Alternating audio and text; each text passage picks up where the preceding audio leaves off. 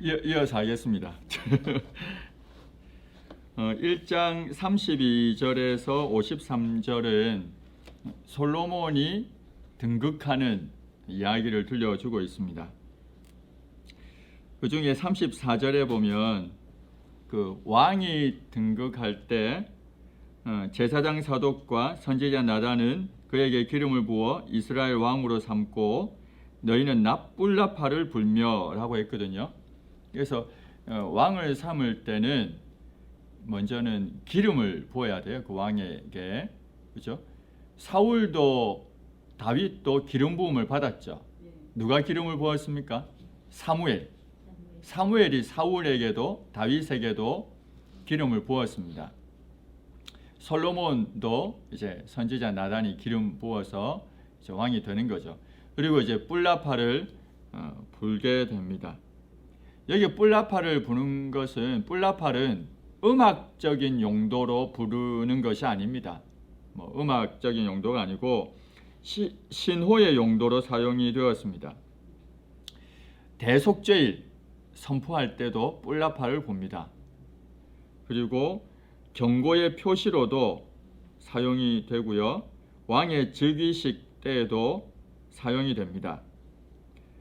이처럼 뿔나팔은 음악이라기보다 신호입니다. 신호. 그래서 여기에서도 왕이 되었다는 그 신호로 즉위식 때 지금 사용하고 있는 겁니다. 또 38절 한번 보시겠습니까? 거기 보면 제사장 사독과 선지자 나단과 여호야다의 아들 브나야와 그렛 사람과 블렛 사람이 나오죠. 여기 앞에 나왔던 사독, 나단, 브나야는 우리가 이미 한번 이야기했던 사람들인데 그렛 사람과 블렛 사람이 누굴까 이제 질문을 하게 됩니다. 그래서 이 그렛 사람, 블렛 사람은 쉽게 말해서 용병이라고 생각하시면 됩니다. 이방인인데 용병. 그러니까 군사적으로 지금 솔로몬을 호위할 수 있는 사람들이죠. 그렛 사람은 그레데 섬 아시죠? 그죠? 그레데 섬 지중해에 있는 그레데 섬 거기에 있는 사람. 블렛은 블레셋 사람들을 말합니다. 그래서 이 사람들은 이방인 용병들로 이해하는 것이 좋습니다. 그리고 이어서 39절에 보면 제사장 사독이 성막 가운데에서 기름 담은 뿔을 가져다가 기름 부을 때 이 기름은 특별한 기름을 사용한다는 거죠. 그죠? 성막 가운데에서 기름을 가져오는 거니까. 이 기름은 제조된 향기름을 말합니다. 출애굽기 30장 23절에서 25절에 보면 어떤 것을 이렇게 섞어 가지고 제조해야 되는지를 설명합니다. 성막 안에 빛이 되어 있었고 이 기름을 사용해서 왕에게 기름을 붓는 것입니다. 그리고 조금 더 보시면 47절에 보시면 맨 마지막에 왕이 침상에서 몸을 굽혔다라고 했잖아요. 그죠? 왕이 침상에서 47절 뒤에 보면 왕이 침상에서 몸을 굽히고 라고 이야기합니다. 이 몸을 굽혔다는 이 표현은 어떤 의미일까요? 침상에서 몸을 굽혔다. 네, 절했다는 건데 누구를 향해서 했겠습니까? 하나님을 경배했다는 의미입니다. 그 창세기 47장 한번 보시겠습니까? 47장 31절 야곱 이야기인데요. 한번 성경 한번 찾아볼게요. 47장 31절 야곱이 또 이르되 내게 맹세하라 하매 그가 맹세하니 이스라엘이 침상머리에서 하나님께 경배하니라. 같은 이야기입니다. 침상머리에서 몸을 굽혔다. 침상머리에서 하나님을 경배했다. 같은 의미로 생각을 하시면 되고요. 야곱도 이제 요셉을 불러서 맹세하게 하고는 하나님 앞에 경배하죠. 이때도 야곱이 나이가 많을 때 아닙니까? 침상에 있었는데. 그리고 다윗 역시 마찬가지입니다. 그래서 이제 몸을 굽히는 하나님을 경배하는 장면을 볼 수가 있습니다. 밧세바와 나단으로부터 뜻밖의 소식을 듣고 사태의 심각성을 인식을 했죠. 다윗이. 그리고 곧바로 결단을 내립니다. 미루지 않고 곧장 결단을 내립니다. 다윗은 제사장 사독, 그리고 선지자 나단, 그리고 여호야다의 아들 브나야. 브나야는 용병이라고 보면 되죠. 군대 장관 중으로 보면 됩니다. 이들을 불렀습니다. 그들에게 왕의 신하들과 더불어 솔로몬을 자신의 노새에 태워서 기혼으로 인도하여 내려가라고 이야기합니다. 이 기혼은 아도니아가 갔던 그 샘이 있는 그 장소하고 이 기혼은 거리가 650m밖에 차이 없대요. 거리가 가까운 곳입니다. 이 기혼도 샘이 있는 곳이고 사람들이 많이 모일 수 있는 곳입니다. 여기에서 나팔 불고하면 여기 들리기도 합니다. 옆에서 가까운 거리에 있습니다. 그래서 자신의 노새에 태우라고 했잖아요. 자신의 노새, 다윗이 자기가 타고 다니는 노새, 왕의 노새. 여기의 노새는 우리가 한글로는 그냥 노새라 되어 있어서 노새인가 보다 이렇게 생각하지만 암컷입니다. 암컷. 여성을 써서 암컷 노새를 말해요. 왜 제가 이 얘기를 드렸는가 하면 다윗의 아들들은 모두 수컷 노새를 탔습니다. 근데 다윗 왕이 타는 노새는 따로 있었어요. 암컷 노새로 왕이 타는 노새, 그 노새를 말합니다. 여기에 솔로몬을 태웠다는 거죠. 솔로몬을 왕으로 삼겠다는 겁니다. 그죠? 이거 공식적으로 알리는 거죠.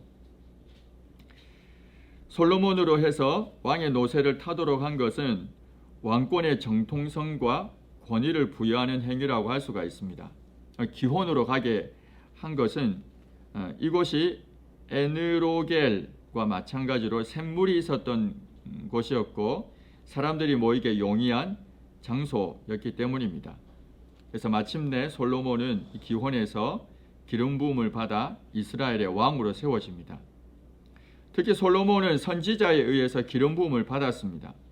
이것은 그가 하나님의 뜻에 따라 왕이 되었음을 입증해 줍니다.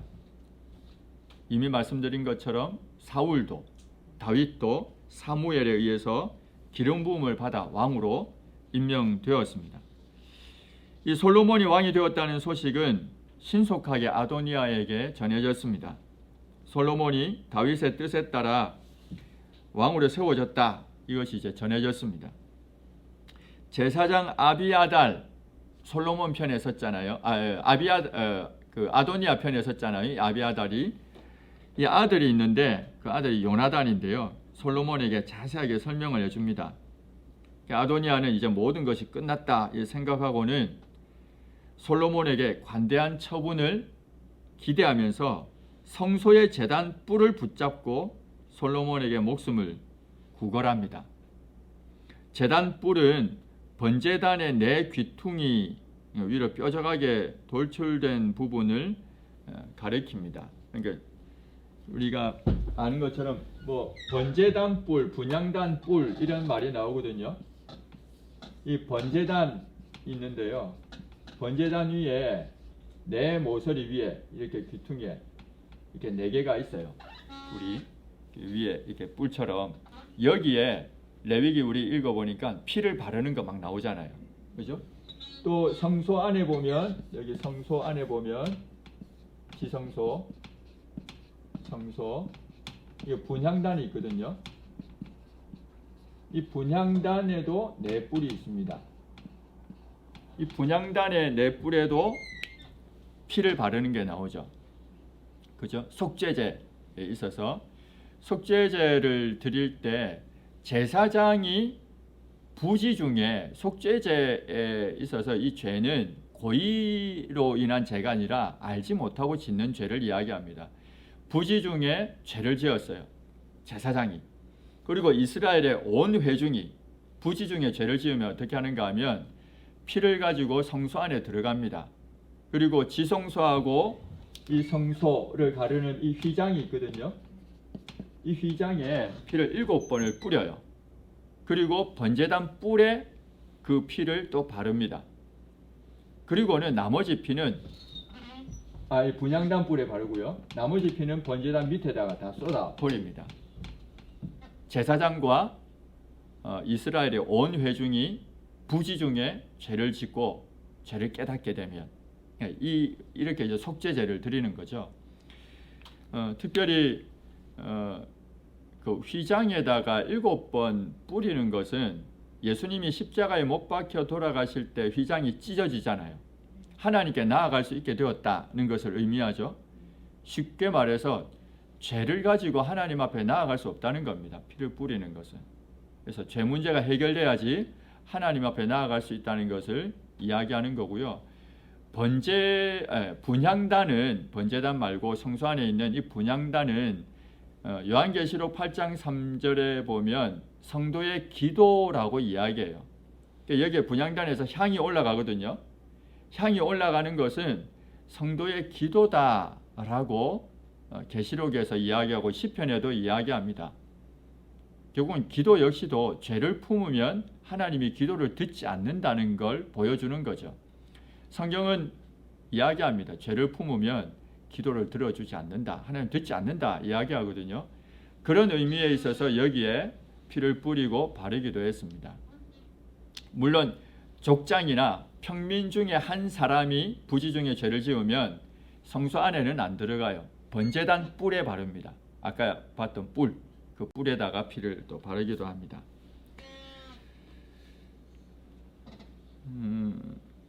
번제단의 뿔을 이제 잡았죠. 아도니아가 목숨을 구걸하는 겁니다. 실수로 살인한 자는 도피성에 피하도록 했죠. 도피성이 6개가 있어요. 요단 동쪽에 3개, 요단 서편에 3개. 이 6개의 도피성에 피하면 살 수가 있어요. 실수로 사람을 죽였을 때입니다. 고의로 죽이면 도피성에 들어가도 끌어내어서 이제 처형을 합니다. 실수로 죽이면 도피성에 피하도록 했습니다. 이처럼 죄인이 뿔을 잡으면 죽음을 면할 수 있었다라고 이야기합니다. 그러나 이 사실은 회개하는 마음으로 해야 되는데 아도니아는 회개에서 비롯된 행동은 아니었습니다. 이 종교적인 제도를 자신의 보호장치로 이용하려는 행동일 뿐이었습니다. 솔로몬은 이렇게 이야기합니다. 1장 52절에서 그가 만일 선한 사람일진데 그의 머리털 하나도 땅에 떨어지지 아니하려니와 그에게 악한 것이 보이면 죽으리라. 이렇게 조건을 달고 살려줍니다. 참 지혜로웠다고 볼 수 있어요. 섣불리 맹세하지 않고 조건을 제시하고 있는 거죠. 이렇게 해서 아도니아의 반역은 실패하고 솔로몬이 왕으로 등극을 하게 되었습니다. 그리고 2장 1절에서 12절은 다윗의 유언하는 장면입니다. 여기에는 성경을 또 한번 잠시 읽으면 좋을 것 같아요. 1절에서 12절은 다윗의 유언을 이야기하는데요. 다 내용이 많으니까 다 읽지 말고 제가 몇 군데만 이야기 드리겠습니다. 2절에 보면 내가 이제 세상 모든 사람이 가는 길로 가게 되었다. 죽게 되었다는 거죠. 너는 힘써 대장부가 되고 네 하나님 여호와의 명령을 지켜 그 길로 행하여 그 법률과 계명과 율례와 증거를 모세 율법에 기록된 대로 지키라. 이렇게 이야기합니다. 그리하면 네가 무엇을 하든지 어디로 가든지 형통할 것이다. 이거는 그 여호수아서 내용하고 거의 비슷하지 않아요, 그죠? 모세가 여호수아에게 한 이야기나 여호수아 또 1장에 나오는 얘기하고 거의 똑같습니다. 근데 여기에 그 3절에서 네 하나님 여호와의 명령을 지켜라고 했는데요. 이 명령이라는 이 단어가 무슨 단어인가 하면 원어로 미시메레트라는 이 단어인데요. 뜻이 책임, 직무 이런 뜻입니다. 그러니까 네 하나님 여호와의 명령을 지켜 되어 있지만 네 하나님 여호와의 직무, 이 명령은 직무로 번역이 가능하거든요. 직무를 지키라는 말입니다. 이 왕의 직분에 관한 이야기죠. 왕의 직분이 제사장이나 레위인의 직분처럼 하나님으로부터 위임받은 것임을 암시하는 겁니다. 이 왕의 직분 이 자체는 하나님께로부터 위임받은 거다. 그걸 암시하는 거죠. 그리고 동시에 이스라엘의 왕직은 하나님께 대한 책임을 수행하는 것이다. 이걸 이제 보여주는 겁니다. 그래서 네 하나님 여호와의 직분을 지켜라. 명령을 지켜라고 되어 있지만 조금 더 이해하기 쉽게 직분을 지켜라. 이렇게 이야기합니다. 그리고 3절에 이어지는 모세의 율법에 기록된 대로 할 때 율법이 토라 들어보셨죠? 토라. 가끔씩 토라 이런 얘기 들어보셨을 텐데 이 토라라는 말은 1차적으로는 교훈, 가르침이라는 뜻입니다. 그런데 이 토라는 모세를 통해서 주어진 하나님의 명령을 말할 때 토라 이렇게 말합니다. 우리가 토라 구약 성경에서 분명 율법을 토라 이렇게 이야기하는데 이건 교훈 가르침을 의미하지만 특별히 모세를 통해 주어진 하나님의 말씀을 일반적으로 토라, 모세오경에 있는 그 말씀들을 토라 이렇게 이야기를 일반적으로 합니다. 그리고 4절 맨 마지막에 보면 하신 말씀을 확실히 이루게 하시리라 라고 했습니다. 언약에 대한 이야기인데요.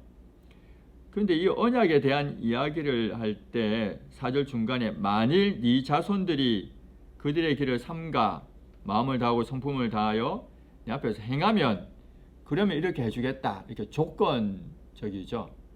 그러니까 하나님의 언약에는 두 개가 같이 있습니다. 하나는 무조건적인 언약이 있어요. 또 하나는 조건적인 게 있습니다. 우리가 구원받게 된 것은 하나님의 무조건적인 은혜죠. 그죠? 내가 뭘 해서 구원받은 건 아니잖아요. 그죠? 뭐 자격이 있어서 받은 게 아니라 하나님의 무조건적인 은혜로 우리는 구원을 받았습니다. 그런데 우리는 그 무조건적인 은혜에 따라 구원받은 우리는 또 반응을 해야 되잖아요. 하나님의 백성으로 적절하게 반응. 그게 이제 조건적이다라는 겁니다. 그러니까 하나님이 우리와 언약을 맺으실 때에는 무조건적으로 베푸시는 언약의 내용들이 있는가 하면 또 한편 우리가 반응해야 할 것들도 있다라는 겁니다. 언약, 약속은 쌍방간에 맺는 겁니다. 쌍방간에 맺어요. 서로 뭐가 해야 될 게 있습니다. 서로 간에. 그러니까 하나님은 내가 이렇게 해주겠다 하셨고 우리에겐 또 요구하시는 것이 있는 거죠. 그렇다 하더라도 하나님 백성된 사람이 그 백성에서 끊어지느냐? 그건 아닙니다. 왜냐하면 무조건적인 은혜가 있기 때문에 그렇습니다.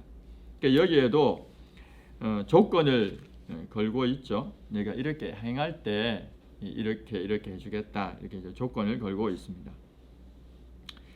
6절에 네 지혜대로 행하여 그의 백발이 평안히 스월에 내려가지 못하게 하라.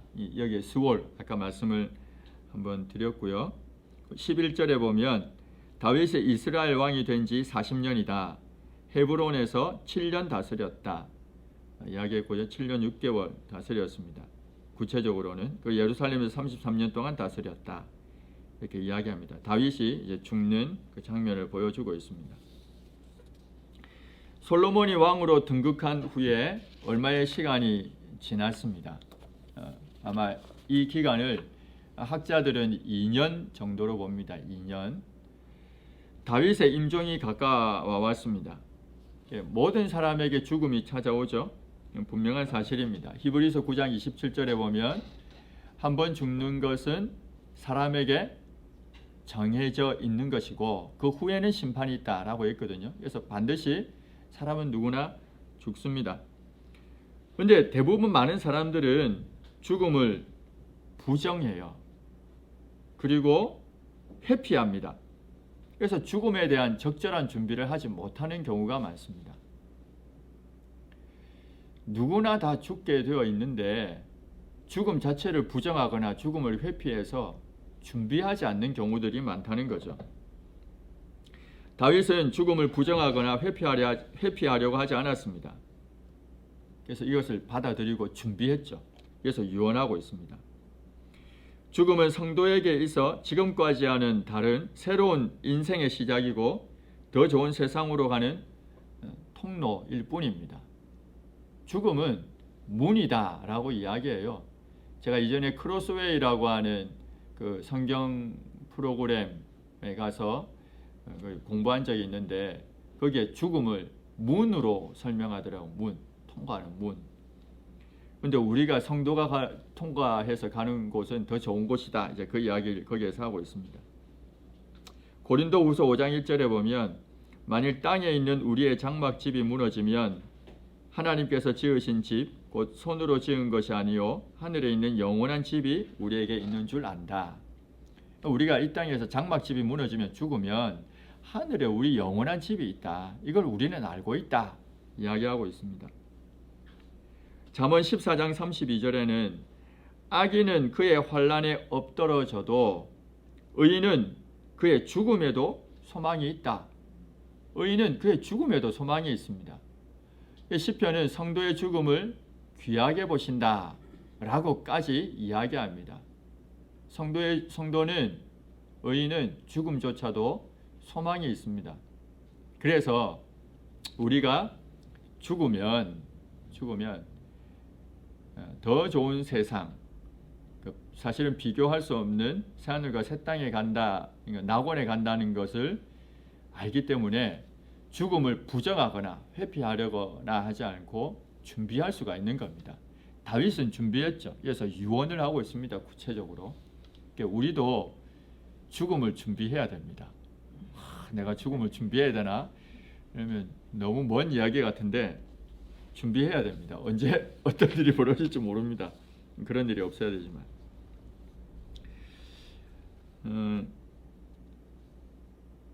이에 다윗은 솔로몬에게 유언을 남겼습니다. 유언은 크게 두 가지입니다. 하나는 여호와의 명을 지켜서 그 길로 행하여 법률과 계명과 율례와 증거를 모세 율법에 기록한 대로 지키라. 하나님 말씀 지키라는 것이고, 다른 하나는 정적들 요압과 시므이를 처리하고 공신들 길르앗 바르실레의 아들들을 대우하는 문제입니다. 압살롬의 반역 때 다 관련된 인물들입니다. 요압, 시므이, 바르실레는 모두 압살롬에 반역하고 또 관여된 인물들입니다. 요압에 대해서 다윗은 그가 이전에 아브넬과 아마사 이 두 사람을 죽인 일을 언급하면서 그의 백발이 평안히 스월에 내려가지 못하게 하라고 했고, 시므이와 관련해서는 한때 그가 압살롬을 피해 도망할 때 시므이가 다윗을 저주하거든요. 이것을 언급하면서 그의 백발이 피 가운데 수월에 내려가게 하라, 또 이렇게 명령을 합니다. 정치적 보복을 연상케 하는 이 두 가지 진술 사이에 바르실레의 아들들이 압살롬의 난 때 다윗을 도왔는데요. 그것을 상기시키면서 그들을 선대해 주라 이렇게 당부하고 있습니다. 그래서 요압 이야기를 먼저 하고 또 시므이 이야기를 맨 뒤에 하는데, 가운데 바르실레의 아들들의 이야기를 여기에서 유언해서 하고 있습니다. 이 유언에는 당혹스러운 면이 없지 않습니다. 하나님의 말씀을 지켜 행하라는 명령, 이거는 받아들이는데 보복하라는 것은 좀 한편 또 당혹스럽기도 합니다.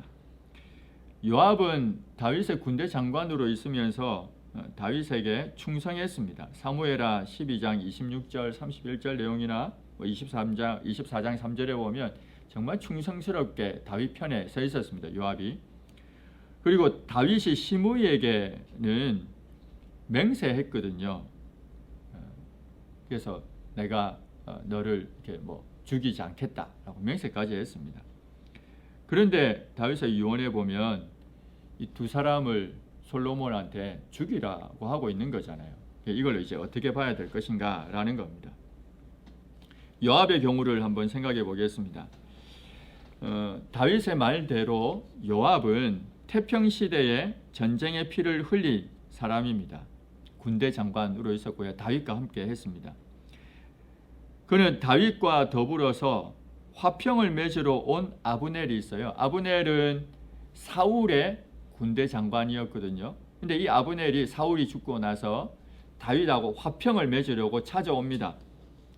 이때 요압이 야비한 속임수로 잔인하게 살해해요. 아브넬을. 요압의 입장을 우리가 100번 이해할 수 있다고 볼 때 왜냐하면 이 아브넬이 요압의 동생인 아사헬을 죽였거든요. 이게 뭐 족보가 뭐 그런데 요압이 있고 아사헬이 있어요. 아사헬은 요압의 동생입니다. 둘 다 군사입니다. 군사. 여기 아브넬이 있습니다. 근데 이 아브넬이 이 아사헬을 죽입니다. 전쟁 중에 죽여요. 그래서 내 동생을 죽였으니 내가 복수하겠다. 이렇게 볼 수도 있지 않나 이런 생각을 합니다. 그러나 우리가 생각할 때 아브넬이 아사헬을 죽인 것은 전쟁 중이었습니다. 이미 말씀드린 것처럼 전쟁의 상황에서 벌어진 부득이한 일이었습니다. 두 사람이 이제 싸우는 일이었기 때문에. 그런데 지금 아브넬은 다윗을 어떻게 찾아왔는가 하면 평화의 협정을 맺으려고 찾아왔습니다. 그런데 보복한다는 것 말이 안 되는 거죠. 당시 아브넬은 다윗과 나라의 통일이라고 하는 이 중대한 문제를 놓고 협상을 진행하던 중이었습니다. 비록 사울이 죽었지만 여전히 베냐민 지파를 또 비롯해서 많은 사람들이 다윗을 다 따르지 않았거든요. 나라의 통일이란 중대한 문제를 가지고 지금 이제 협상하러 온 겁니다. 그래서 요압이 이러한 아브넬 죽인 것은 왕에게 대한 항명이기도 하고 또 반역에 해당일 일이라고 밖에 볼 수가 없습니다. 그러면 이제 요압이 아마사에게 한 일, 다윗의 유언에 보면 아브넬에게 한 일과 아마사에게 한 일을 언급하거든요. 아브넬 같은 경우는 방금 이제 얘기 드렸고요. 평화의 협정을 맺으러 왔는데 야비하게 또 잔인하게 죽였다라는 거죠. 그죠? 아마사는 원래 압살롬의 군대 지휘관이었습니다. 다윗의 아들, 셋째 아들이었던 압살롬이 다윗을 반역했잖아요. 근데 이 압살롬의 군대 지휘관이 아마사입니다. 아마사. 압살롬의 난이 평정이 됐어요. 그 뒤에 다윗은 요압을 대신해서 이 아마사를 군대 지휘관으로 삼습니다. 네, 아마사를 삼아요. 군대 지휘관으로. 다윗이 요압 대신에 아마사를 등용한 것에는 두 가지 이유 때문이라고 봅니다. 첫 번째는 다윗이 자기 부하들한테 이 압살롬 죽이지 말라고 했거든요. 죽이지 말라고 했어요. 내 아들은 죽이지 말라고. 근데 요압이 죽입니다. 다윗의 당부에도 불구하고 요압은 압살롬을 죽여버려요. 이것이 첫 번째 이유가 되겠죠. 또 두 번째는 당시 분열된 나라를 회합하기 위해서, 왜냐하면 이 압살롬이 많은 사람들을 이끌고 나갔잖아요. 다윗하고 분열되어 있었는데 이 아마사가 압살롬의 군대 장관이었기 때문에 이를 등용을 하면 합해질 수 있으니까 그런 의도로 아마사를 군대 장관으로 삼게 됩니다. 그런데 이후에 세바라는 사람이 난을 일으키게 되고요. 다윗 시대에 이때 요압이 이것을 이용해서 아마사를 제거합니다. 그리고 군대 지휘관의 자리를 되찾게 돼요. 요압이 그렇게 합니다. 이 사무엘하 20장에 그 세바의 난을 진압하는 장면이 나오는데 거기에 읽어보면 이 요압의 행위가 매우 야비하고 잔인하다는 것을 볼 수가 있습니다. 그 뭐라고 이야기했는가 하면 이 요압이 군대 군사들을 다 오라 했거든요. 근데 아마사가 조금 늦게 왔어요. 그래서 빨리 군사들을 모으지 못했다고 죽입니다. 예. 왕의 재가도 없이 독단적으로, 당시에 아마사가 군대 지휘관임에도 불구하고 요압은 아니거든요. 자기가 내려왔는데 그렇게 아마사를 속임수로 잔인하게 살해하게 됩니다. 그러니까 요압은 다윗과 함께 있으면서 충성스러운 군사로 있었지만 이처럼 아브넬에게 대했던 것이나 아마사에게 대했던 것을 보면 왕의 명령을 반역할 뿐만 아니라 또 속이고 잔인하게 죽이는 그런 내용들을 볼 수가 있습니다. 요압의 행위는 무도하고 독단적이고 잔인하게 이를 데 없는 것이었습니다. 이것은 범죄죠. 악행이라는 겁니다. 범죄 행위입니다. 그래서 다윗이 요압에 대해서 한 말을 보면 그가 그들을 죽여 태평시대의 전쟁에 피를 흘리고 전쟁의 피를 자기의 허리에 띤 띠와 발에 신은 신에 묻혔으니 라고 말을 하고 있습니다. 죄를 지었다는 겁니다. 요압은 아브넬과 아마사를 죽임으로 무죄한 피를 흘린 죄를 지었다. 이렇게 이제 말할 수가 있다는 겁니다. 그래서 요압의 죄는 정당하게 다루어져야 합니다. 요압의 죄는 다루어져야 될 죄다라는 겁니다.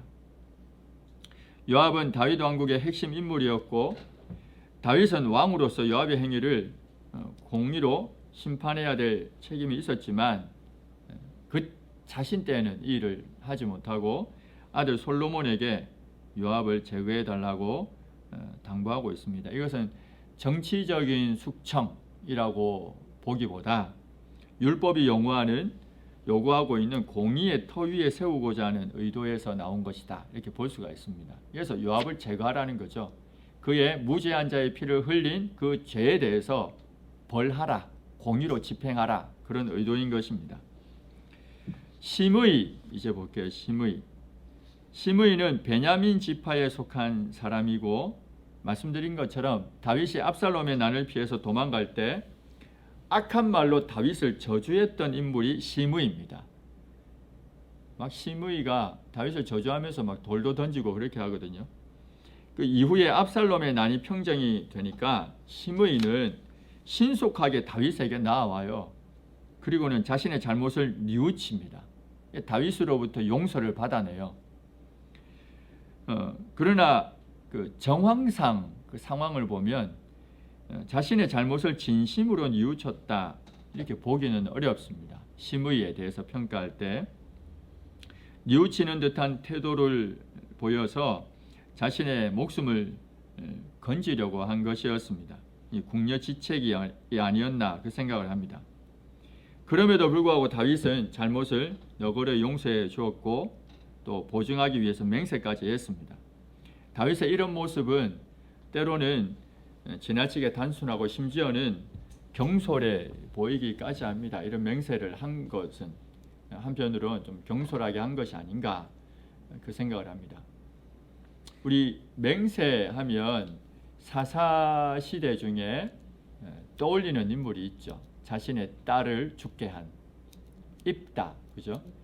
입다라고 하는 사사가 있습니다. 12명의 사사들 중에 입다가 있는데 입다가 전쟁하러 나가면서 하나님 앞에 뭐라고 맹세했는가 하면 하나님, 내가 전쟁하러 나가는데 하나님이 승리를 주시면 내가 돌아올 때 나를 맞이하는 가장 먼저 나를 맞이하는 사람 그를 하나님께 드리겠습니다. 그렇게 맹세합니다. 그래서 입다가 나와서 싸웠는데 이겼어요. 근데 사실 이 맹세는 필요가 없습니다. 왜냐하면 하나님 승리의 약속을 이미 주셨거든요. 사사기를 읽어보면 이미 하나님은 입다에게 승리의 약속을 주셨어요. 그럼 맹세가 필요 없는 겁니다. 그럼에도 불구하고 맹세하고 나가서 전쟁하고 승리하고 돌아왔는데 딸이 무남 동녀인 딸이 나와서 맞이했고 이 딸을 실제로 번제로 드리게 됩니다. 그게 입다의 이야기죠. 그러니까 우리는 여기서 질문을 많이 합니다. 과연 입다가 정말 자기 딸을 하나님 앞에 이렇게 인신제사를 드리는 것이 옳은가? 이렇게 맹세를 지키는 것이 옳은가? 질문을 합니다. 어떻게 생각하세요? 그의 경솔한 맹세에 대해서 오히려 회개하고 하나님 앞에 회개 기도를 해야죠. 자기 딸을 바치는 게 어디 있습니까? 그건 해서는 안 될 일이죠. 당시에 암몬에 있는 사람들이 했던 일 아닙니까? 그모스에게 우상을 숭배했던 그런 일을 해서는 안 되는 거죠, 사실은. 경솔한 맹세를 해서는 안 됩니다. 입다를 보면 항상 떠올리게 됩니다. 아, 맹세는 함부로 해서는 안 되구나. 경솔하게 해서는 안 되구나. 나중에 우리 지금 레위기에도 맹세에 관한 내용이 있어요. 읽다 보니까 속죄제인가 속건제인가 거기에 보면 속건제에 보면 맹세한 것에 대한 이야기도 해요. 헛되게 섣불리 맹세한 것에 대해서도 속건제를 드려야 한다라는 이야기를 합니다. 이웃에 대해서 거짓말한 것과 똑같이 돼요. 이웃이 나에게 물건을 맡겼는데 내가 이 물건 맡은 적이 없습니다. 이렇게 거짓말해서 그 물건 취하는 것. 이렇게 했을 때는 자기가 맡은 물건과 5분의 1 더해서 그 사람에게 돌려주고 속건제를 드려야 됩니다. 배상하는 제사거든요. 속건제는. 근데 맹세도 속건제로 드려요. 똑같이. 그만큼 거기에서 맹세는 섣불리 맹세하는 걸 말합니다. 섣불리 맹세해서는 안 된다라는 거죠. 어쩌면 다윗은 좀 섣불리 경솔하게 한 맹세가 아닌가 이제 그런 생각까지 하게 됩니다. 그러나 이제 왕자의 난이 평정이 되었죠. 그리고 백성들의 환영 가운데에서 다윗은 예루살렘으로 귀환하게 되었습니다. 그래서 누구를 이 상황에서 엄벌하기는 쉽지 않은 상황이었을 것입니다. 당시 또 시므이는 자신과 함께 베냐민 사람 1000명과 함께 있는 상태였습니다. 시므이는 어쩌면 좀 영향력이 있는 사람이었던 것 같아요. 그래서 시므이를 처단하기란 정치적으로도 걷잡을 수 없는 사태가 일어나게도 할 수가 있습니다. 나중에 비그리 아들 세바가 일으킨 반란이 어쩌면 비교적 쉽게 진압된 것도 바로 이 시므이를 처단하지 않고 용서해 준 것 때문일 수도 있습니다. 정치적으로 현명한 판단이었다 이렇게 볼 수는 있지만 경솔하게 맹세한 것에는 조금 문제를 삼을 수가 있습니다. 비록 시므이를 용서한 다윗의 판단이 옳다 하더라도 시므이에게 죄가 없어지는 건 아닙니다. 이 시므이가 지은 죄는 어떤 죄인가를 우리가 생각해 봐야 되는데요.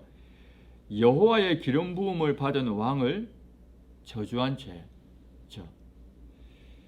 죄에 연루된 자이기도 하고 재판장을 못 오가지 말고 백성의 지도자를 저주하지 말라는 출애굽기 22장 28절에 있는 율법을 어긴 사람입니다. 다윗이 솔로몬에게 그를 무죄한 자로 여기지 말라 한 것은 바로 이 출애굽기 말씀을 염두에 둔 것이 분명할 것입니다. 더군다나 시므이에 뉘우치는 듯한 태도는 진심에서 나온 것이 아니다라고 일반적으로 보고 있습니다. 그래서 특별한 변화 혹은 조치가 없을 경우에 이 시므이는 이후에 다윗 왕가의 잠재적인 위협이 될 수도 있다는 거죠. 솔로몬의 왕위가 정의롭고 또 견고하게 세워지기 위해서는 이 시므이가 지은 죄를 다루어야 한다는 것입니다. 재판장을 못 오가지 말고 백성의 지도자를 저주하지 말라는 그 하나님의 말씀을 어긴 그 시므이의 죄는 반드시 다루어져야 한다라는 겁니다. 그래서 다윗이 이 유언을 했던 거죠. 또 다윗은 바르실레의 아들들을 선대하라는 부탁을 합니다. 다윗을 도왔던 인물입니다. 압살롬의 난 아주 어려울 때 다윗에게는 충성된 신하이기도 하고 은인이기도 했습니다. 다윗은 이 사람의 일을 잊지 않고 선대하기를, 그 아들들을 선대하기를 당부하고 있습니다. 다윗은 유언을 남기면서 어떤 한편으로 치우치지 않았습니다. 악인들을 심판하라 하면서 충성된 사람들에게 배려를 잊지 않았다라는 겁니다. 다윗의 유언에 대해서 한 가지 더 생각해야 할 것이 있습니다. 다윗은 솔로몬에게 유언을 남기면서 강하여라, 남자가 되어라 이런 말과 함께 모세 율법에 기록된 대로 지키라 고 명령을 하고 있습니다. 이미 말씀드린 것처럼 모세의 후계자 여호수아에게 주어진 하나님의 말씀에도 나타나는 내용입니다. 여호수아 1장에서 하나님은 여호수아에게 강하고 담대할 것과 율법을 지켜 행할 것을 명하셨습니다. 하나님은 또한 모세에게 여호수아를 강하게 하고 담대하게 하라고 말씀을 주시기도 했습니다. 그래서 실제로 모세가 여호수아를 불러서 강하게 하라, 담대하라 이야기하는 장면이 신명기 1장과 3장에 두 번에 걸쳐 나타납니다. 우리가 여호수아 1장에서만 보면 하나님이 여호수아에게 강하라, 담대하라 했구나 고를 우리가 잘 아는데 모세도 여호수아를 불러서 1장 38절 또 3장 38절에 보면 신명기에 강하라, 담대하라 이렇게 이야기하는 장면이 나옵니다. 이런 맥락에서 본다면 다윗은 과거 모세가 여호수아에게 그렇게 했던 것처럼 솔로몬을 지금 격려하고 있는 겁니다. 제2의 모세로 제2의 여호수아인 솔로몬에게 유언을 남기고 있던 겁니다. 솔로몬은 정의롭게 통치해야 합니다. 그리고 또 성전을 건축해 나가야 합니다. 그래서 이 일을 이제 이루기 위해서 반드시 필요했던 것이 바로 하나님의 말씀을 다 지켜 행하는 것뿐만 아니라 강하고 담대하게 되는 것입니다. 고린도전서 16장 13절에 보면 바울은 믿음 안에서 강하게 될 것을 이야기합니다. 그리고 디모데후서 2장 1절에도 바울은 예수 안에 있는 은혜 안에서 또 강하게 될 것을 이야기합니다. 성도들은 강해져야 된다는 겁니다. 어디에서요? 믿음과 은혜 안에서. 우리는 믿음 안에서 은혜 안에서 강해져야 된다라는 것을 보여줍니다. 모세가 여호수아에게 했던 말이나 다윗이 솔로몬에게 했던 말이나 강하라 담대하라는 말은 오늘날 동일하게 성도인 우리에게도 주시는 말씀이다 라는 겁니다. 바울이 믿음 안에서 혹은 은혜 아래에서 강하라 했던 것처럼 성도인 우리는 마땅히 강하고 담대하게 또 살아가야 할 것입니다. 잘 아는 말씀이기도 하지만 또 요한복음에 보면 16장에 강하고 담대하라고 직접 예수님이 말씀하시는 장면도 나오잖아요. 그죠? 강하라 담대하라. 내가 세상을 이기지 않았느냐? 라고 하시면서 강하고 담대할 것을 요구하고 있습니다.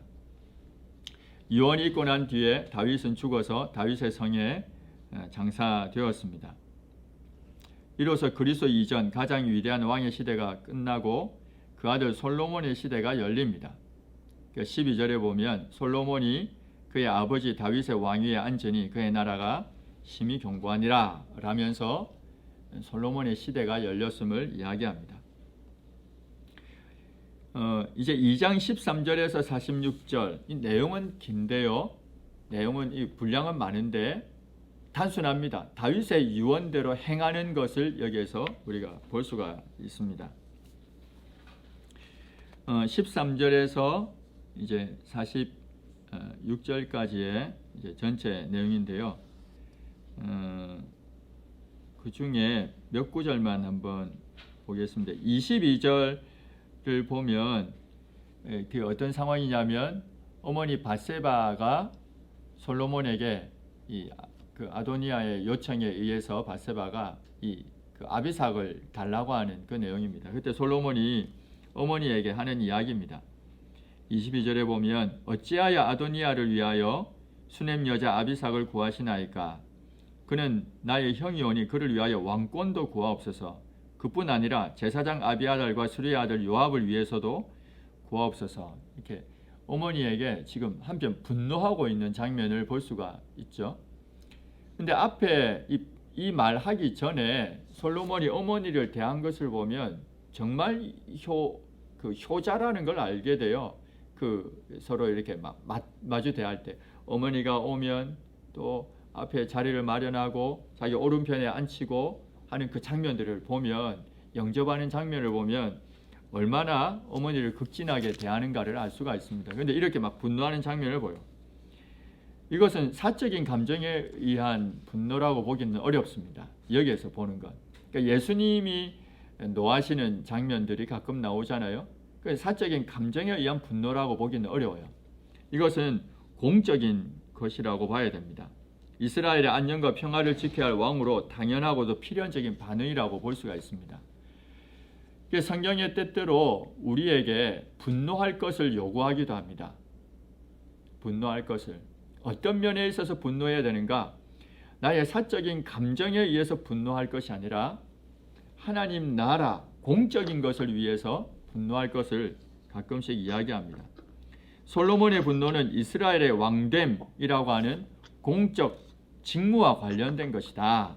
이렇게 이제 생각을 하셔야 됩니다.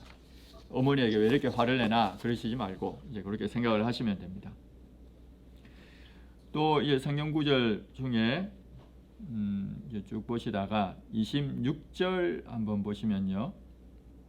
26절에 쭉 보시면 왕이 제사장 아비아달에게 이르되 네 고향 아나돗으로 가라. 너는 마땅히 죽을 자이로되 네가 내 아버지 다윗 앞에서 주 여호와의 궤를 메었고 또 내 아버지가 모든 환난을 받을 때에 너도 환난을 받았은즉 내가 오늘 너를 죽이지 아니하노라 라고 하는 이야기가 나옵니다. 역대상 15장 11절하고 12절에 보면 그 언약궤를 맨 이야기가 나와요. 다윗이 제사장 사독 그리고 아비아다를 부릅니다. 또 레위 사람 우리엘, 또 아사야 요엘, 스마야 엘리엘, 암미나답을 부릅니다. 그리고는 몸을 성결하게 하고 여호와의 궤를 메어서 올리라 라고 하는 이야기를 여기서 하고 있습니다. 아비아달은 항상 다윗과 함께 있었고 또 다윗에게 제사장 역할을 충분히 또 감당하기도 했던 인물이고, 그러면서 언약궤를 메어 올릴 때 사독과 함께 주도적인 역할을 했던 그런 중요한 인물이었습니다. 근데 이 아비아달이 아도니아 편에 이제 서게 됐죠. 정치적인 이유로. 그래서 벌을 받는 것이지만 그를 죽이지는 않는다라는 이야기를 하죠. 고향 아나돗으로 가라라고 이렇게 이야기하는 장면을 볼 수가 있습니다. 언약궤는 레위 지파 사람만이 메고 운반할 수가 있습니다. 그러니까 레위의 아들 중에도 고핫, 게르손, 무라리가 있는데요. 이 역할들이 달랐어요. 고핫의 자손들이 할 일이 따로 있고, 무라리 자손들이 할 일이 따로 있고, 게르솜의 할 일들이 다 따로 있습니다. 그래서 이 고핫의 자손들이 바로 언약궤를 메고 가는 거죠. 그래서 여기에 보면 우리가 아는 것처럼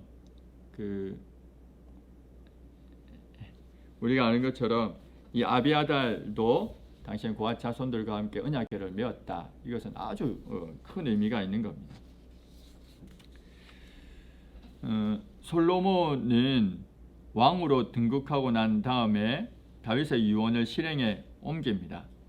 그리고 아도니아를 이제 처형하게 되죠.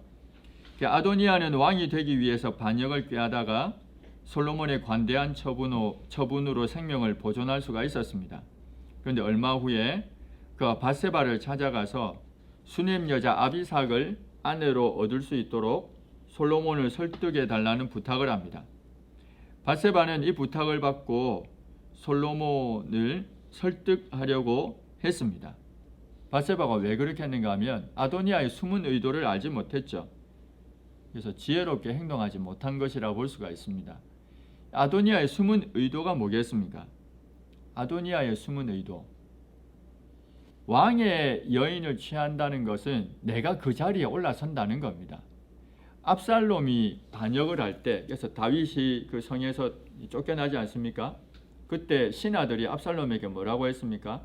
왕의 처첩들과 거기 위에 옥상에서 동침하라고 이야기하지 않습니까? 곧 왕의 자리에 올라서라는 거죠. 그러니까 여기 아비삭을 구하는 것은 그냥 여인을 구한다 이제 그런 의미가 아니라 이처럼 왕의 자리를 여전히 탐내고 있다는 것을 우리가 알 수가 있습니다. 그런데 밧세바는 이 숨은 의도를 알지 못했습니다. 솔로몬은 아도니아의 요구를 반역으로 간주하죠. 처형하게 이르게 됩니다. 이게 이제 아도니아를 처형한 그 일입니다. 아도니아를 처형한 후에 솔로몬은 아비아다를 제사장의 직분에서 파직하고 고향 아나돗으로 귀양을 보냅니다. 아나돗은 우리가 잘 아는 예레미야 선지자의 고향이기도 합니다. 이를 통해서 과거 실로의 제사장이었던 엘리 집안에 대한 예언이 성취됩니다. 사무엘상 3장 12절에서 14절에 보면 엘리 집안에 대한 그 말씀이 있어요. 그게 뭐냐면 그 예언이 있는데 영원히 네가 이 죄악은 엘리 집안의 죄악은 영원히 속죄함을 받지 못할 것이다 라는 겁니다. 그 엘리가 자신의 아들들의 범죄를 그냥 용인해 버리거든요. 그래서 엘리 집안에 하나님이 예언을 한 겁니다. 영원히 이 속죄함을 받지 못할 것이다. 이 저주가 실현된 것이라고 볼 수가 있습니다. 아비아달에 대한 이야기는. 근데 요압의 처형은 조금 독특한 면이 있습니다.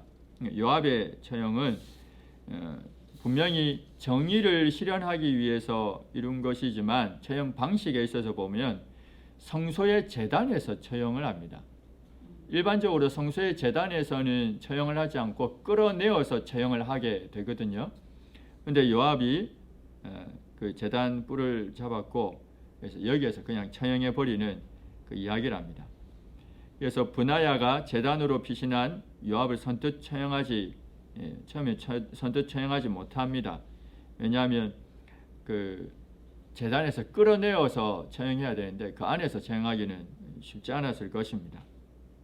한 예를 들면 아달랴 지난 시간에 이야기했는데요. 북이스라엘의 아합과 이세벨 사이에 태어난 이 아달랴가 남유다의 왕이었던 여호람과 결혼하잖아요. 여호람이 죽고 또 여호람의 아들이 또 죽어요. 그 죽고 나니까 아달랴가 이제 왕이 됩니다. 근데 이 아달랴도 결국은 죽게 되죠. 근데 이 아달랴가 죽을 때 역시 성소 안에 들어갑니다. 근데 어떻게 했는가 하면 끌어내어서 죽입니다. 아달랴를 안에서 죽이지는 않고. 여기는 요압을 성소 안에서 죽이는 장면을 볼 수가 있습니다. 어떻게 보면 솔로몬이 좀 지나치지 않나는 생각을 들게 만드는 장면이기도 합니다. 시므이에 대한 조치는 아주 지혜롭게 행하죠. 그래서 시므이를 불러서 예루살렘 떠나지 말고 기드론 시내를 건너지 말라고 합니다. 건너면 죽일 것이다. 3년 뒤에 시므이의 두 종이 블레셋으로 도망을 했고 시므이가 이 두 종을 찾으러 갔다가 화근이 되어서 결국 죽게 됩니다. 솔로몬이 시므이에게 네가 어찌하여 여호와를 두고 한 맹세와 내가 네게 이른 명령을 지키지 않았느냐 라고 하면서 그의 죽음이 그 자신의 책임이라는 것을 이제 강조하게 됩니다. 이게 솔로몬이 왕권을 강화하는 내용입니다. 그래서 뒤에 분량은 성경 구절은 많기는 하지만 다윗의 유언하고 연결되어 있는 부분이라 이렇게 길지는 않습니다. 이렇게 해서 2장까지 마쳤는데요. 혹시 질문 있으십니까? 딱히 질문이라고 없고 우리가 이제 열왕기상을 조금 오랜 시간 2시간 동안 공부를 하긴 했는데 성경을 하나씩 우리가 조금 자세하게 봤습니다. 내용도 살폈고요. 적용점보다는 우선 저는 이 시간에 성경 안에 있는 내용을 좀 많이 이야기하려고 합니다. 사실 내용을 알아야지 또 생각하고 적용하니까. 그래서 오늘은 안에 있는 내용을 좀 자세하게 다루었습니다. 지난번 말씀드린 것처럼 그 김진수 교수님의 그 책 내용과 또 옥스퍼드 주석이 있는데요. 그 주석이 여기 2장까지 있는 내용을 제가 주석을 읽으면서 꼭 필요하다는 부분들은 제가 이 시간 다 말씀을 드렸거든요. 그렇게 해서 다음 시간에도 진행할 예정입니다. 다음에는 조금 이제 진도가 조금씩 이제 빨리 갈 겁니다. 첫 시간이라 제가 자세하게 설명을 드렸고 다음에는 조금씩 이제 가게 되는데 왜 그럴 수밖에 없는가 하면 분량이 많아서 그래요. 열왕기상 한 권만 다루면 이렇게 하면 되는데 하까지 다 다뤄야 되기 때문에 양이 많기 때문에 다 하려면 조금씩 어떤 부분은 건너뛰는 부분도 있을 겁니다. 어쩔 수 없긴 하지만 대신에 제가 그 내용들은 자세하게 적을 겁니다. 이렇게 다 적어서 여러분들한테 보내드릴 테니까 그걸 읽어보시면 됩니다. 오늘 한 내용도 전체 17페이지 나오는데요. 이게 이제 17페이지인데 제가 올려드리는 내용에 성경 구절도 같이 있어요. 그래서 이제 그걸 같이 읽으면서 쭉 읽어보시면 17페이지 읽으려면 좀 양은 작지는 않습니다. 그건 1시간 가까이 한 40분 읽어야 될 거예요. 그러니까 이거 쭉 읽어보시면 오늘 제가 수업한 내용 아마 그대로 보실 수가 있을 겁니다. 그래서 숙제를 또 하시면 됩니다. 질문 없으시죠? 함께 기도하고 마치겠습니다. 하나님 아버지 참으로 감사합니다. 다윗의 죽음과 또 유언 그리고 솔로몬이 하나님 나라의 왕으로 등극하는 그 장면을 우리가 오늘 말씀을 통해서 보았습니다. 하나님 우리가 이 말씀들을 대하면서 우리 역시도 죽음을 또 준비해야 된다는 생각을 마땅히 가지게 되고, 또 하나님 나라를 세워가는 한 사람으로 그 나라를 어떻게 세워가야 되는가 또 우리가 기억하게 됩니다. 참으로 하나님의 말씀에 따라서 또 믿음 안에, 은혜 안에 강한 그 마음을 가지고 주님의 나라를 일구어가는 그런 저희가 되도록 주님 인도하여 주옵소서. 감사합니다. 예수님의 이름으로 기도합니다. 아멘.